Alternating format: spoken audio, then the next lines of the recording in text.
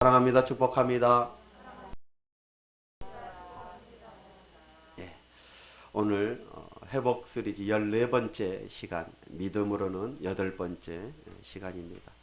그리고 아브라함으로는 두 번째 시간을 갖도록 합니다. 우리 초대교회사를 보면 주 2세기경에, 그리고 주님께서 이 땅에 오시고 약 200년 정도 지나는 그 시점에 이 이그나티누스라는 순교자가 하나 발생을 하게 되어집니다. 이 이그나티누스는 그때 당시 수리아에 있는 안디옥 교회에 담임하고 있는 그런 주의 종이었습니다. 믿음이 아주 둔득한 그런 분이셨고 인품도 아주 훌륭한 그런 분이셨습니다. 그래서 그는 성도들에게 뿐만 아니라 믿지 않는 사람들에게도 인품이 아주 훌륭하셨기 때문에 많은 존경을 받았던 그런 분이 바로 이 이그나티누스라는 분이셨습니다. 그때 당시에 이 로마의 황제의 핍박이 심하게 몰려들 때였습니다. 그때 그는 맨 앞장에 서서 이 성도들의 신앙을 독려했습니다. 이때일수록 하나님 의지해야 합니다. 이때일수록 믿음 저버려서는 안 됩니다. 우리에게는 천국이 있습니다. 예수 그리스도께서 우리를 위해서 십자가에 못 박혀 죽으셨습니다. 아멘도 없어요.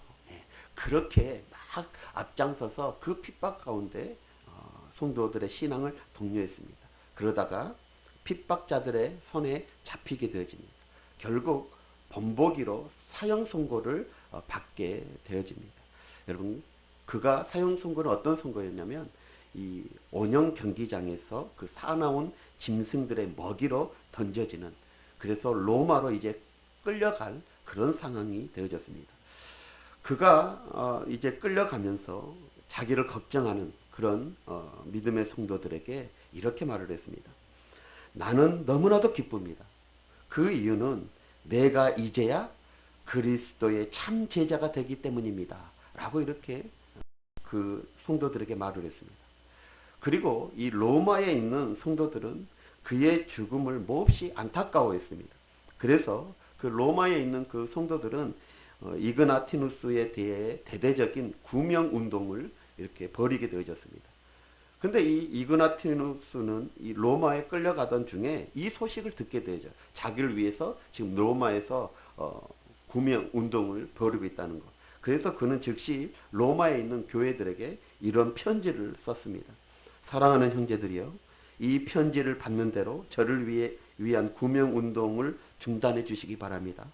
저는 제게 있는 최선의 것을 마지막으로 하나님께 드리길 원합니다. 제 마음속에 있는 이 뜨거운 순교의 열정을 부디 꺾지 말아 주시길 바랍니다. 오히려 제가 이 일을 잘 감당할 수 있도록 저를 위해 기도해 주시고 저를 도와주시길 주시길 바랍니다. 라고 이렇게 편지를 써보냈습니다. 결국 그는 로마에서 자기가 바라는 대로 자기에게 있는 최선의 것, 곧 자기의 목숨을 하나님께 순교로 바치게 되어집니다.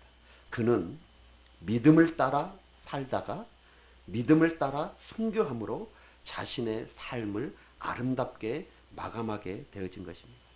사랑하는 성도 여러분, 오늘 우리가 살펴보고자 하는 아브람도 그렇습니다. 지난번에 우리가 히브리서 11장 8절로 10절까지의 말씀을 통해서 믿음 6번째 시간을 통해서 아브람의 믿음을 한번 살펴본 적이 있습니다. 그때 당시 이 아브람의 믿음은 어떤 믿음이었냐면 하나님의 부르심에 순종하는 믿음이었습니다. 갈 바를 알지 못하고 자기가 누리고 있는 그 엄청난 메소포타미아의 그 문명, 그것을 포기한 채 하나님의 부르심에 순종한 그 믿음, 그리고 하나님께서 약속하신 그 약속을 끝까지 붙잡는 그런 믿음, 그리고 더 나아가 영원한 본향, 그 본향을 바라보는 믿음을 가졌다라고 우리가 말씀을 드렸습니다. 그래서 우리도 이러한 아브람 같은 믿음이 반드시 회복되어져야 됨을 말씀을 드렸습니다. 오늘은 17절로 19절을 통해서 이 아브람의 믿음 두 번째를 한번 살펴보고자 합니다. 아브람은 오늘 본문에 보니까 믿음으로 자기의 외아들인 이삭을 아끼지 아니하고 하나님께 드렸다. 이것이 곧 아브라함의 믿음이었다라고 말씀하고 있습니다. 사랑하는 성도 여러분, 이삭은 약속의 아들이었습니다. 이삭은 아브라함의 미래였습니다. 따라서 이 이삭은 아브라함에게 있어서 자기의 생명보다도 소중한 존재였던 것입니다. 그럼에도 불구하고 아브라함은 그 외아들인 이삭을 미련 없이 하나님께 바쳤습니다.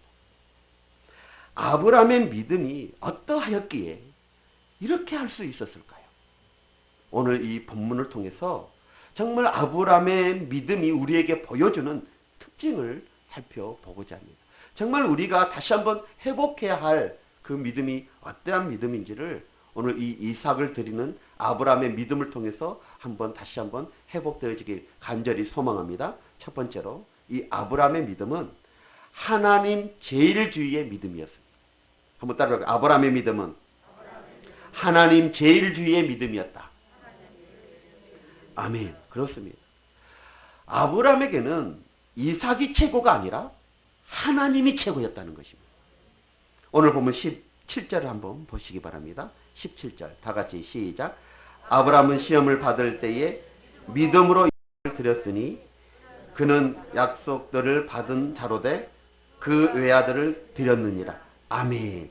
자, 이 본문의 내용의 배경은 창세기 22장에 기록되어져 있습니다. 우리가 너무나도 잘 알고 있는 대로 이 하나님은 아브라함을 시험하셨습니다. 왜 하나님께서 아브라함을 시험하셨을까요? 아브라함을 넘어뜨리려고 하나님은 시험하셨겠습니까? 아니면 아브라함의 인생길에 그 발걸음에 실족시키기 위해서 하나님은 이 아브라함을 시험하셨을까요? 여러분, 결코 그렇지 않습니다. 하나님은 아브라함의 내면에 자리 잡고 있는 그 귀한 믿음을 밖으로 끌어내 주시기를 원하셨던 것입니다. 왜 그러셨을까요? 그리함으로 말미암아 하나님은 그를 위하여 축복의 문을 활짝 열어주시기를 원하셨던 것입니다. 여러분, 결과가 어떻게 되어졌습니까? 아브라함은 믿음으로 시험을 통한 후에 어떻게 되어져요? 여호와 이레의 축복을 받게 되어진 줄 믿습니다. 하나님은 이 축복의 문을 열어주시기 위해 지금 아브라함 속에 있는 그 믿음을 끌어내시기 위해서 시험하고 계셨다는 거예요. 여러분, 믿음은 안에만 있어서는 아니 되어집니다. 그 나의 안에 있는 믿음이 밖으로 표출되어져야 되는 거예요. 그때 하나님의 역사가 일어나게 되어지는 것입니다. 머리로만 아는 지식으로는 안 됩니다. 행동으로 실천에 옮길 때 역사가 일어나는 것입니다. 사랑하는 성도 여러분, 자, 그러면 하나님께서는 무엇으로 아브라함을 시험하셨습니까? 하나님은 아브라함에게 그의 외아들 이삭을 번제로 드리라 라고 명령하셨습니다. 아브라함에게 있어서 참으로 어려운, 감당하기 힘든 그런 시험이었고 이해하기 어려운 그런 시험이었습니다. 그 이유를 오늘 히브리서 기자는 우리에게 두 가지로 설명해 줍니다. 정말 아브라함이 왜 그렇게 감당하기 힘든 시험이었고 왜 아브라함이 이해하기도 어려운 그런 시험을 하나님께서 허락하셨는가? 여러분, 오늘 본문에 보니까 아브라함은 약속을 받은 자로되라고 말씀하고 있습니다. 하나님은 아브라함에게 약속하셨습니다. 아들을 약속하셨는데 그 아들을 다시 달라는 거예요. 그러면 이건 뭐예요? 하나님은 신실하신 분이고 하나님은 그 약속을 지키신 분이시고 하나님은 그 이삭을 통해서 많은 민족을 이루시겠다고 약속하셨는데 그 약속을 지금 어기고 있는 모습이 되어집니다. 어찌 하나님이 이럴 수 있을까? 아브라함은 이해가 할 수 없었던 거예요. 여러분, 하나님은 아브라함에게 무엇을 약속하셨습니까? 자, 그 내용이 18절에 나와 있어요. 자, 18절에 기록되어져 있어요. 한번 볼까요? 시작. 그에게 이미 말씀하시기를 내 자손이라 칭할 자는 이삭으로 말미암느니라 하셨느니라. 자, 네 자손이라 칭함을 받는 자는 이삭으로 말미암는. 그러니까 이미 하나님은 이삭을 통해서 민족을 이루시겠다고 이 아브라함에게 약속을 분명히 하셨습니다. 자, 하나님은 그 아들 이삭을 통해서 그의 자손이 하늘의 별같이 바다의 모래와 같이 땅의 티끌과 같이 창대하게 되리라 라고 약속을 하셨던 것입니다. 자, 그런데 아직 이 이삭은 장가도 들지 않는 그런 상황입니다. 그런 상태예요. 그런 이삭을 하나님은 아브라함에게 번제로 드리라는 거예요. 그러면 무엇을 말하는 거예요? 하나님은 지금 이 약속을 어기시는 것을 말해주고 있는 거예요. 아브라함에게 있어서는 도대체 하나님이 왜 약속을 스스로 깨시는지 이해가 할 수 없었습니다. 의문이 들게 되어진 것이죠. 자, 또 한 가지는 이 이삭은 아브라함의 외아들이라고 말씀하고 있습니다. 물론 아브라함에게는 하갈의 몸종인 그 하갈의 몸을 통해서 난 이스마엘이 있었습니다. 그러나 그는 하나님의 약속으로 받은 아들이 아니었습니다. 욕심의 결과로 태어난 아들이었던 것이죠. 여러분, 아브라함에게 있어서 이삭만이 하나님의 약속으로 받은 아들이었던 것입니다. 그래서 17절에 그것을 의미하면서 17절에 뭐라고 말해요? 이삭은 아브라함의 외아들로 표현되어지고 있습니다.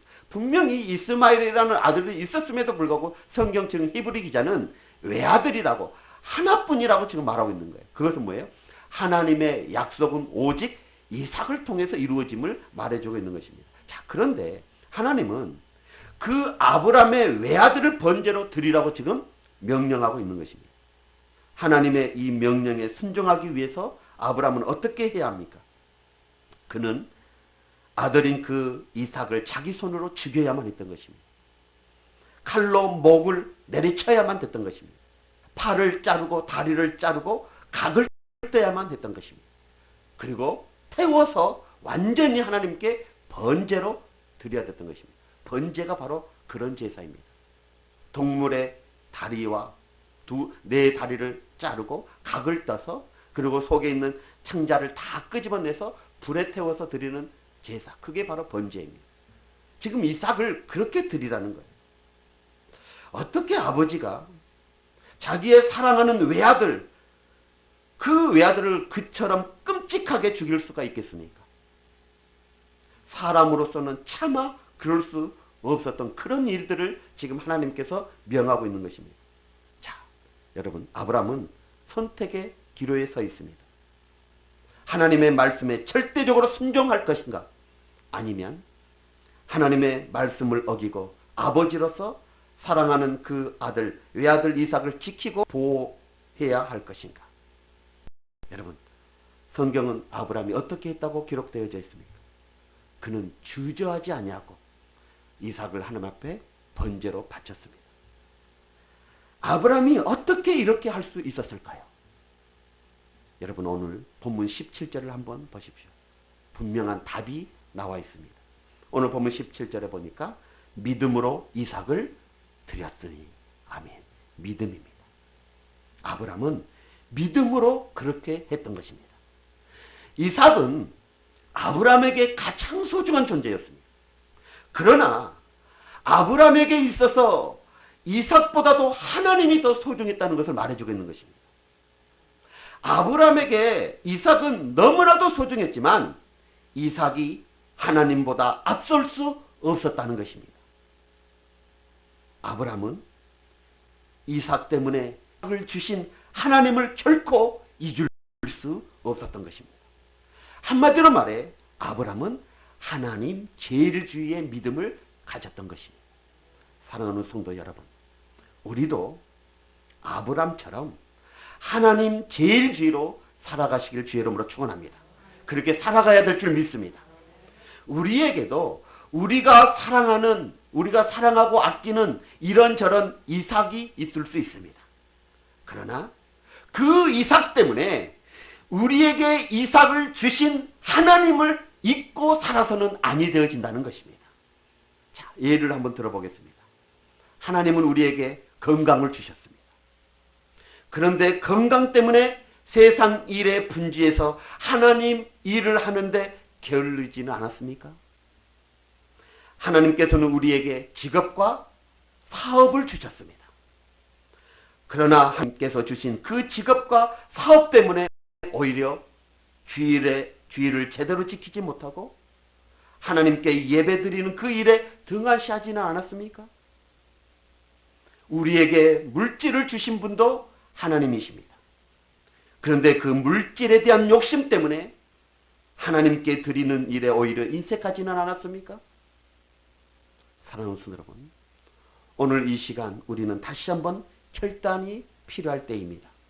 아브라함처럼 우리도 하나님 제일주의로 살아가야겠다는 거룩한 결심이 일어나야 될 줄 믿습니다.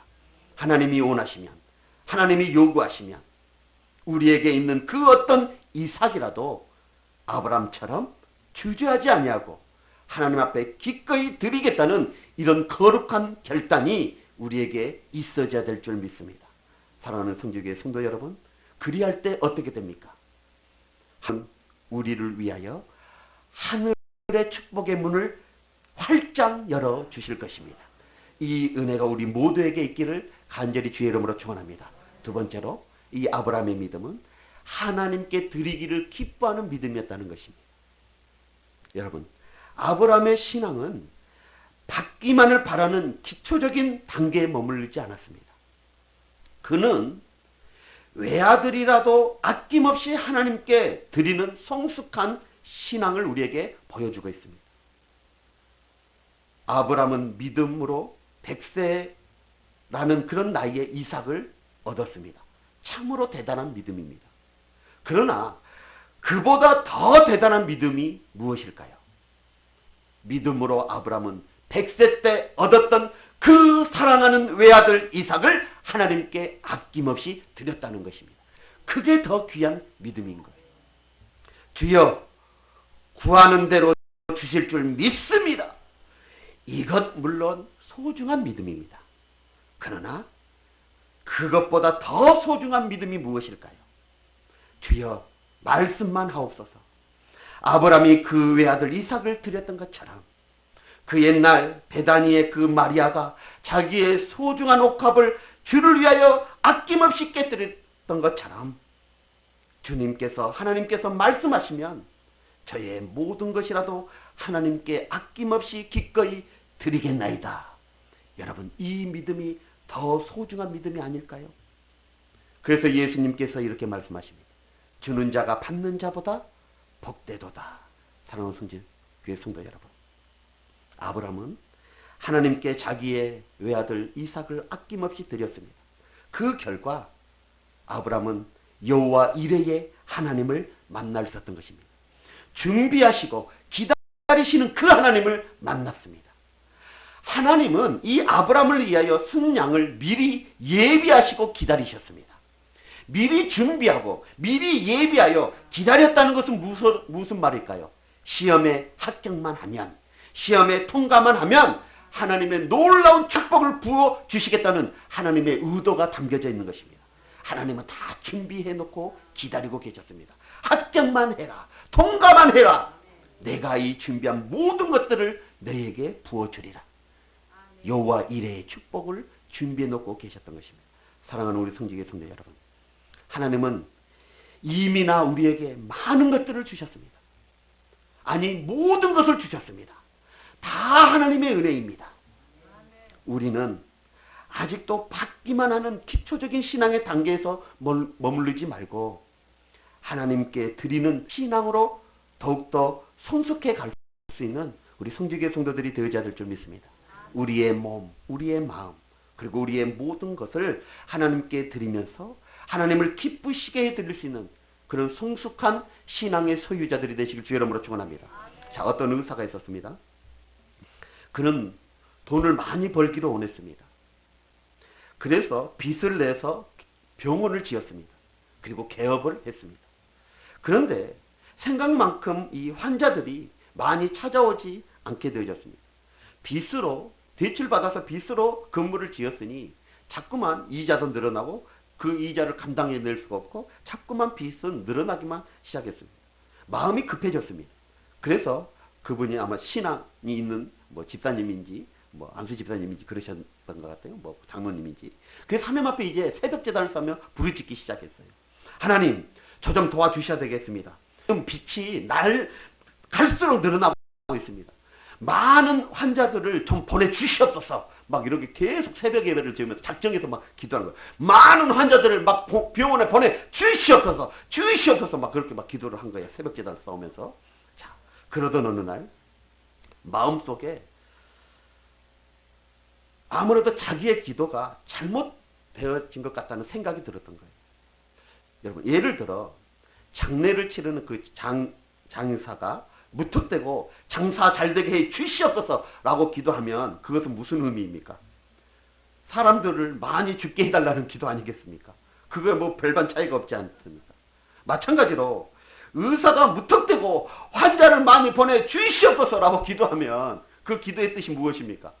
사람들이 병이 많이 든다든지 아니면 사고가 많이 당한다든지 은근히 그것을 바라면서 하는 그런 기도하지 않겠습니까? 그래서 그는 하나님 앞에 다시 이렇게 물었습니다. 하나님, 제가 그동안 잘못 하나님 앞에 기도 드린 것 같습니다. 이제부터 정말 제가 바른 기도를 드리고 싶습니다. 어떻게 기도해야 하겠습니까? 라고 하나님 앞에 기도를 했어요. 그랬더니 그때 성령께서 그 마음속에 감동함을 주십니다. 너는 하나님을 사랑하는 마음으로 너에게 찾아오는 환자들을 사랑하도록 하여라.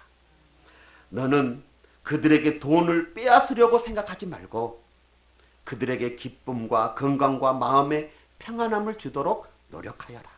그리고 너의 병원을 통해 오직 한 가지, 하나님의 영광만을 나타내도록 하여라.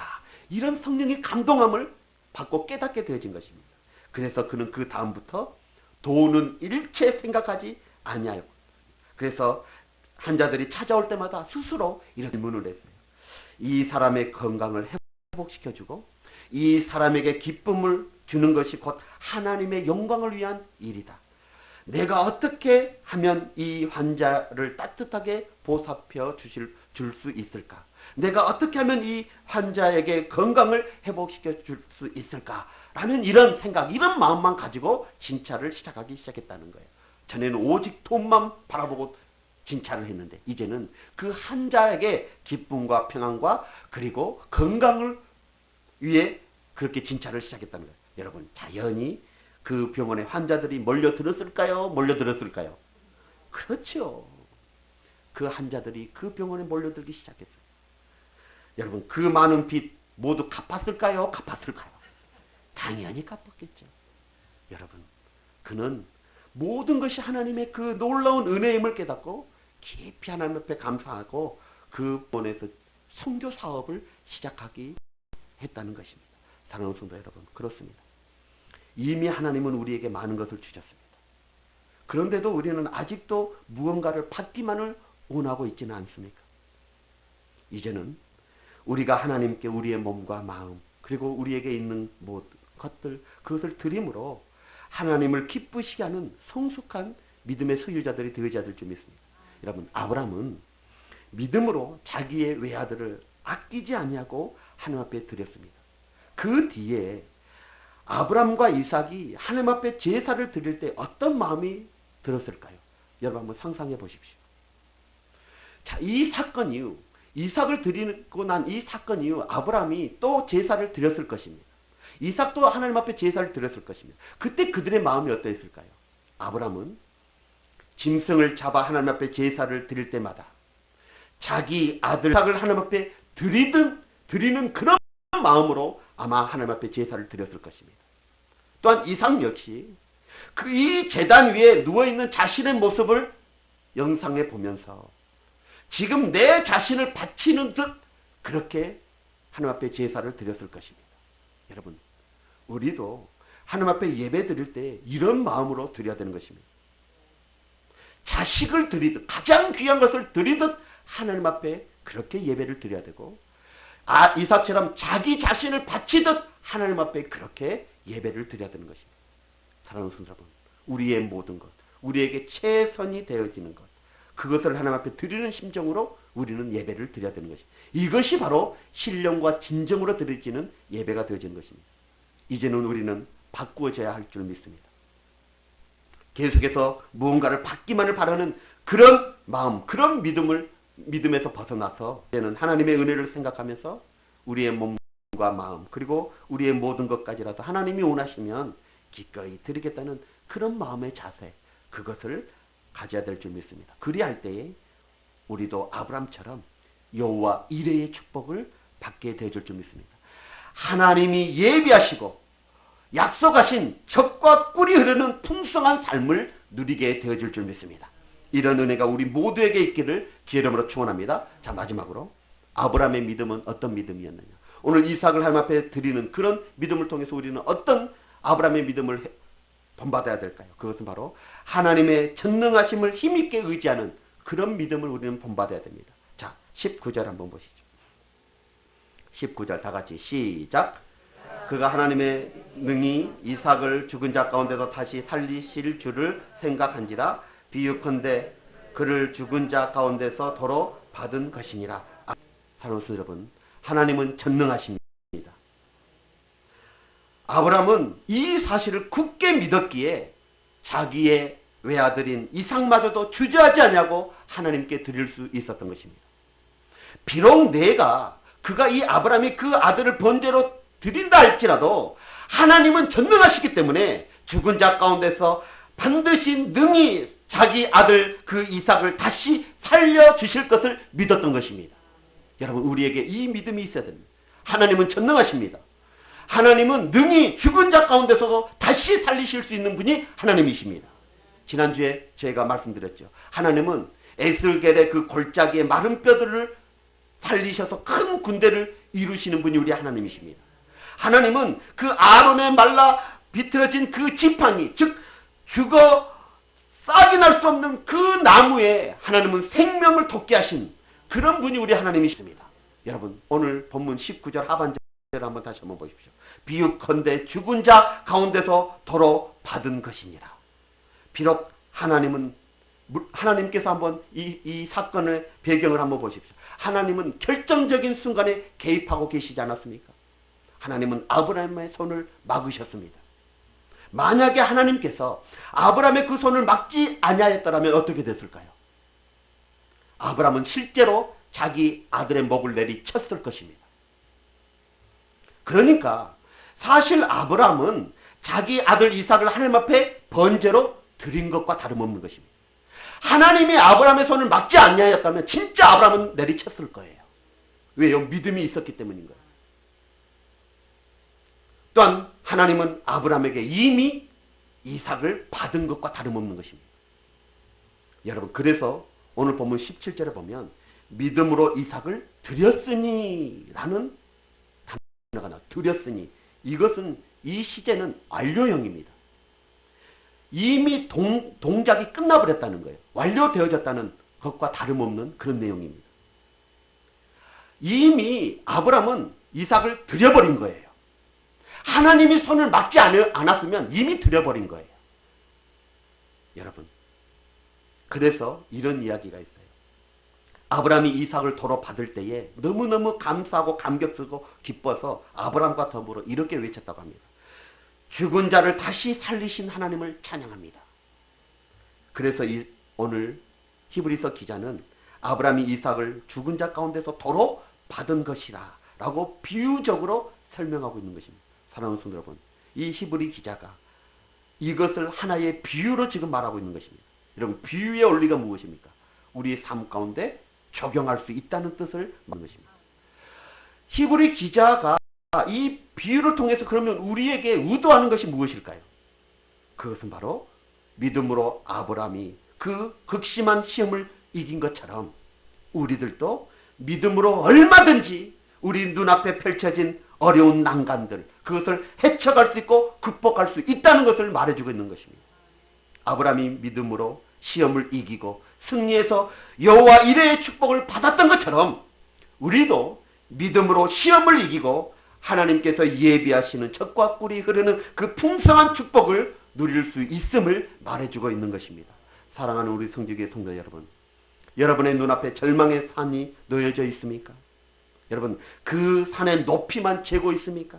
그 산의 크기만 바라보면서 낙심하고 절망하고 있습니까? 여러분, 그럴 필요 없습니다. 전능하신 하나님에 대한 믿음으로 그 절망의 산 가운데 커다란 희망의 터널을 뚫으시길 주의 이름으로 축원합니다.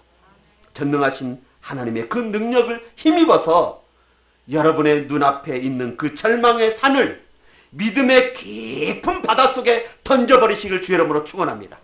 여러분, 이 믿음으로 나아갈 때에 하나님은 우리가 가는 그 길에 시온의 대로를 활짝 열어주실 것입니다. 이 은혜가 우리 모두에게 있기를 주님의 이름으로 간절히 축원합니다. 이제 말씀의 결론을 내리겠습니다. 오늘 우리는 이삭을 아낌없이 드리는 이 아브라함의 믿음을 보면서 우리는 세 가지의 특징을 한번 살펴보았습니다. 첫째는 아브라함은 하나님 제일주의로 살았다는 것입니다. 가장 소중했던 아들, 가장 자기에게 귀했던 그 아들보다 하나님을 먼저, 하나님을 제일로 여겼던 그런 아브라함의 삶, 아브라함의 믿음. 그 믿음이 우리의 믿음이 되어야 될 줄 믿습니다. 우리도 언제나 하나님 제일주의로 살아가십시다. 우리 옆 사람에게 우리도 언제나 하나님 제일주의로 삽시다. 시작. 그렇습니다. 하나님이 제일입니다. 아멘. 하나님이 제일이에요. 자기 자식보다 이 세상에 더 귀한 것이 어디 있겠습니까? 그런데 아브라함을 보십시오. 그 아들보다 하나님이 먼저였습니다. 하나님이 제일이었습니다. 우리의 신앙이 그런 신앙이 되어야 돼요. 두 번째로는 뭐였습니까? 아브라함에게는 하나님께 드리고자 하는 성숙한 신앙 믿음이 있었다는 것입니다. 하나님은 이미 우리에게 많은 것을 주셨습니다. 다 주셨습니다. 다 하나님의 은혜입니다. 여러분, 그러나 계속해서 자꾸만 받기만을 바라지 마시고 이제는 우리의 있는 것, 우리의 최선의 것, 그것을 하나님 앞에 드림으로 하나님을 기쁘시게 할 수 있는 성숙한 그리스도인들이 되어야 되는 거예요. 받기만을 원해서는 어린아이와 같은 그런 신앙이 될 수밖에 없습니다. 초보 신앙인 거예요. 그런데 어느 정도 신앙의 연륜이 있은 저와 여러분들은 어떻습니까? 이제는 내게 주신 그 의로 베풀고 내게 주신 그 은혜로 하나님 앞에 드리는 그런 좀 성숙한 그리스도인들이 되어야 되지 않겠습니까? 이제 우리 권사님들 또 우리 안수 집사님들 장로님 우리 중직자들은 좀 어떻게 해야 됩니까? 사랑받기만을 바라고 있는 것이 아니라 이제는 좀 사랑으로 품어줄 수 있는 그런 수준의 단계까지 가야 되지 않겠습니까? 누가 나를 위로해 주기만 바랄 것이 아니라 이제는 좀 수준 있게 위로하면서 세울 수 있는 그런 우리가 되어지지 않겠습니까?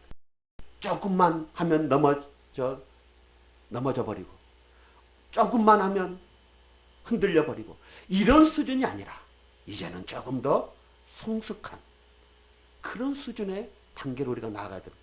아브라함이 바로 그렇습니다. 받기만을 원하는 것이 아니라 이제는 하나뿐인 외아들인 이삭까지라도 드릴 수 있는 그런 신앙의 성숙함, 이것이 바로 아브라함의 믿음이었던 것입니다. 자, 그리고 마지막에 뭐였어요? 아브라함은 하나님의 전능하심을 힘있게 믿었다는 거예요. 그럼으로써 그는 그 극심한 시험을 이기고 하나님께 큰 축복을 받게 되어졌습니다. 믿음의 조상이라는 엄청난 영적인 축복을 누리게 되어졌던 것입니다. 우리도 믿음으로 세상의 모든 환난, 모든 어려움 얼마든지 이겨낼 수 있습니다. 믿음으로 이 세상의 시험 넉넉히 이겨낼 수 있습니다. 여러분, 오직 믿음으로 반응하십시오. 마지막으로 오늘 이 본문 뒤에 나오는 사건들을 한번 보십시오. 아브라함의 아들 이삭의 믿음이 나옵니다.